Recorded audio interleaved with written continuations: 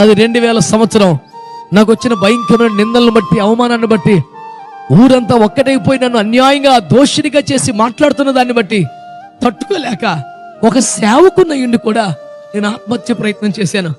ఒక రాత్రి సుమారు 2 గంటల వేళ ఒక రిజర్వాయర్ దగ్గరికి వెళ్ళి కళ్ళు మూసుకొని అందులోకి దూకేశాను. ప్రభువా, ఎన్ని శ్రమలన్నా నీ కొరకు పడతాను అనుకున్నాను, కానీ ఏ మాటలు, ఇలాంటి నిందలు నా వల్ల కాదు ప్రభువా.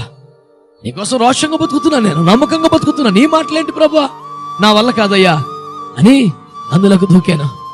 అయితే ఎవరో నన్ను ఇలా పట్టుకుని ఆ నీళ్ళలోకి వచ్చేరు లోపే ఇట్లా పట్టుకొచ్చి మళ్ళీ ఒడ్డును పెట్టారు. నేను అనుకున్నాను ఇదంతా నా భ్రమ, నా కళ, ప్రాణం మీద ఉన్న తీపి, సావుబుద్ధి కాక ఈ వేషాలన్నీ, సావటానికి ధైర్యం కావాలంటారులే, నాకెందుకులే ధైర్యం ఉంది అని మళ్ళీ దూకా. సేమ్ సీన్ అట్లెవరో బట్టి ఒడ్డును పెట్టారు.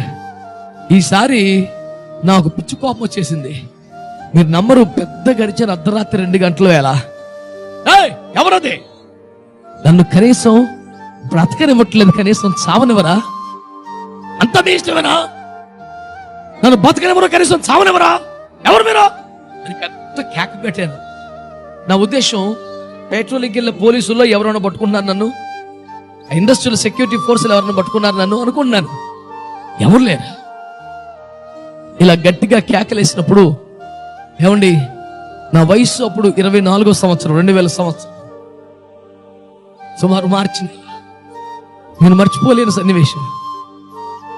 అంతటి వెలుగును నా జీవితంలో చూడలేను. తెలుగు భాష మీద నాకు ఎంత పట్టున్నా వర్ణించలేను. స్తోత్రూప్యకు దేవుడు, ఆజానుబాహుడు, నింగికి నేలకు తాకుతుంటున్న మహానుభావుడు, తెల్లని వస్త్రాలతో మహాసూర్య ప్రకాశ తేజంతో నిలబడి ఉన్నాడు. ఇట్లా చూసేసరికి షాక్ తిన్నంత పని అయింది. ఒక్కసారిగా మోకాల మీద కుప్పకూలిపోయి అట్లాగే 2 కాళ్ళు పట్టేసుకొని 1 గంట సేపు ఏడ్చుంటాను.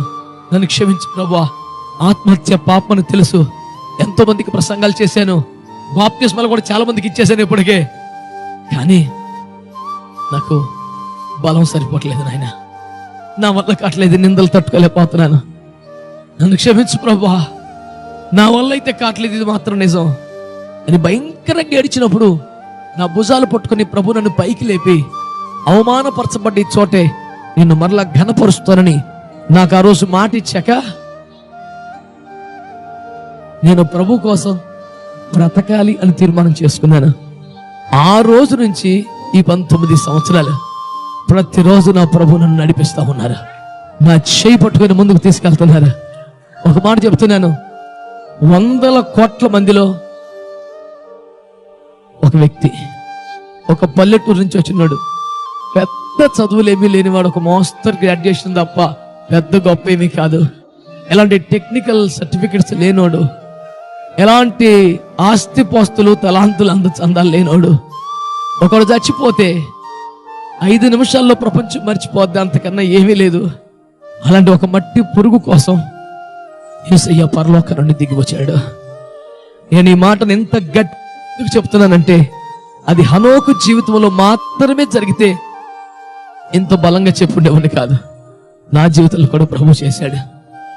ఒకవేళ ఆ దినం ప్రభు వచ్చి ఉండకపోతే ఈనాటి నేను చనిపోయి 19 సంవత్సరాలు దాటిపోయి ఉండేది. ఒక ఫోటో ఇంట్లో పెట్టుకుని అప్పుడప్పుడు మా తల్లిదండ్రులు గుర్తు చేసుకునేవాళ్ళు, అయ్యో దినముల మధ్య వెళ్ళిపోయాడే అని. 19 సంవత్సరాల క్రితం మోగపోవలసిన ఒక స్వరాన్ని స్వరపేటికి అరిగిపోయేదాకా ప్రపంచమంతా తెప్పి సువార్తను ప్రకటింపు చేశాడు దేవుడు. ఎందుకు చెప్తున్నాను ఈ మాట అంటే, ఆయన మన కోసం దిగి వచ్చేది.